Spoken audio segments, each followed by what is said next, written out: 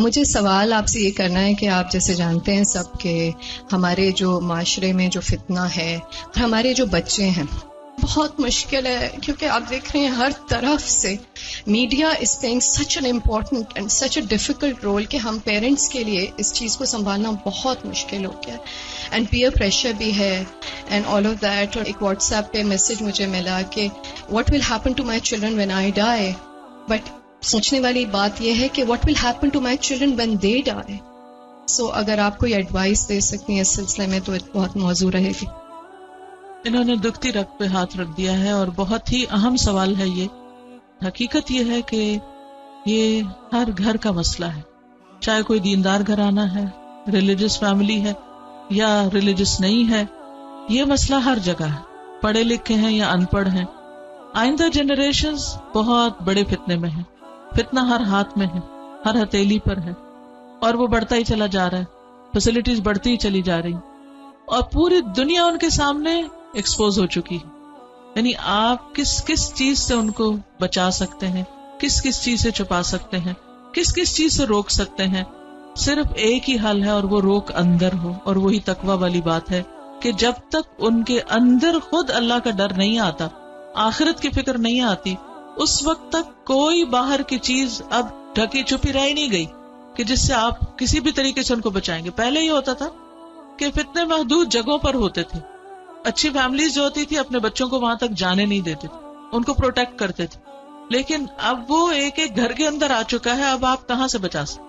آپ سو رہے ہیں، آپ کو نہیں پتا آپ کے بچے اپنے رضائی کے اندر کیا دیکھ رہے ہیں، کیا کر رہے ہیں، کیا سن رہے ہیں، کہ کانوں کے اندر کچھ لگا ہوا ہے، کچھ دیکھ رہے ہیں. تو اس کو چھڑانا بہت ہی مشکل کام ہے. یہ صرف پچھلے 5 سال میں جتنی چینجز آئی ہیں وہ اس سے پہلے شاید کئی 100 سال میں نہیں آئی تھی. اس کے لیے جو پرسنل میرا ایکسپیرینس ہے وہ 2 چیزیں. ایک تو یہ کہ میں نے سب سے زیادہ جو دعائیں مانگی ہیں، رو رو کے مانگی ہیں، سجدوں میں پڑھ پڑھ کے مانگی ہیں، وہ اسی کے لیے مانگی ہے کہ اللہ میرے بچوں کو ایمان دے. اور پھر دوسرا کیا کیا کہ ہر تھوڑے عرصے کے بعد عمرہ، اللہ کے گھر چلو، کیونکہ اللہ کے گھر کا جو جلال ہے، اور اللہ تعالیٰ اگر انسان کو کہیں سب سے زیادہ محسوس ہو سکتے ہیں تو وہ بہت جگہ ہے. یعنی ہمارے ملک میں، ہمارے گھروں میں، ہمارے ماحول میں وہ فیلنگ نہیں آتی جو وہاں جا کر آتی. تو الحمدللہ ان عمروں نے، اللہ کے گھر کی زیارت نے دل کے اندر تھوڑی سی جگہ بنائی اللہ کو پہچاننے کی. کیونکہ جب تک اللہ کو بچے پہچانتے نہیں، اس کی عظمت کو محسوس نہیں کرتے، وہ اللہ سے ڈر نہیں سکتے، اور اللہ کا حیا اور اللہ کا خوف دل میں نہیں آ سکتا، وہ تقویٰ نہیں آتا دل میں. تو اس سے یہ ہے کہ وہ ایسی جگہ ہے جہاں اللہ ماشاءاللہ سب کو جا کر یقین ضرور آتا کہ کوئی ہے ایک جس نے یہ سب کچھ بنایا. پھر اس کے بعد یہ ہے کہ قرآن کا علم. میں نے جسے کہتے ہیں کہ سب سے زیادہ تکلیف دہ مرحلہ گزارا کہ جب میں نے اپنے بیٹے کو قرآن پڑھایا. بیٹیوں کو پڑھانا مشکل نہیں تھا کیونکہ کلاسز ہو رہی ہیں، وہ آ کے بیٹھ رہی ہیں، سن رہی ہیں، اچھی دوستیں مل گئی ہیں، اچھا ماحول مل گیا، کوئی مسئلہ نہیں. لیکن بیٹے کے لیے نہ کوئی ماحول تھا اور نہ ہی کوئی ایسی چیز تھی. تو پھر میں نے یہ ٹھان لی کہ کچھ بھی ہو مجھے اس کو پڑھانا ہے. وہ ایج ایسی تھی کہ جس میں کچھ نہ کچھ وہ سننے کے قابل تھا، ورنہ وہ ایج بھی گزر جاتی ہے تو پھر بچے وہ اتنا بھی نہیں سنتے. اور میں نے اپنی ساری مصروفیات کو سیکنڈری کر کے، حالانکہ میں انتہا درجے کی مصروف، گھر کی بھی ذمہ داریاں، باہر کی بھی، لیکن میں نے اس کو اپنی پرائرٹی نمبر 1 سمجھا کہ یہی بات جنہوں نے کی ہے کہ جب وہ مر جائیں گے تو پھر ان کا کیا بنے گا. یعنی ہمارے مرنے کے بعد تو جو ہوگا سو ہوگا، ان کے مرنے کے بعد ان کی قبروں کا کیا حال ہوگا اور ان کی آخرت کا کیا ہوگا.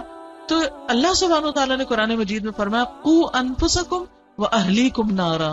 ایمان والوں کو خطاب ہے کہ اے ایمان والوں، اپنے آپ کو اور اپنے گھر والوں کو آگ سے بچاؤ.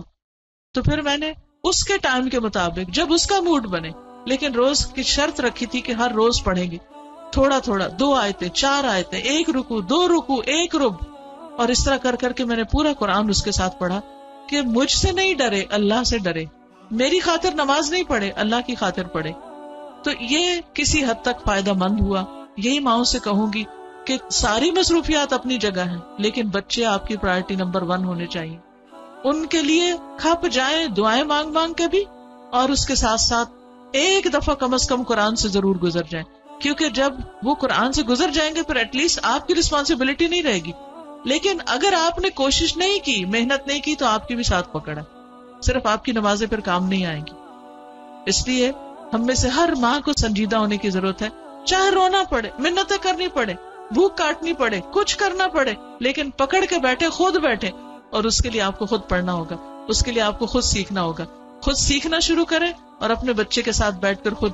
پھر یہ کہ بعض اوقات بچے ہم سے سننا نہیں چاہتے، آپ ان سے کہیں آپ ہمیں پڑھ کے سنائیں. بس اس بات کا اگر یقین ہے ان کو کہ یہ قرآن اللہ کی کتاب ہے، تو پھر ان کے اندر یہ ڈالنے کی ضرورت ہے کہ اللہ تعالیٰ نے کیا فرمایا ہے. وہ آپ کو بھی پتا ہونا چاہیے اور وہ ان کو بھی پتا ہونا چاہیے. اللہ تعالیٰ ہماری مدد فرمائے.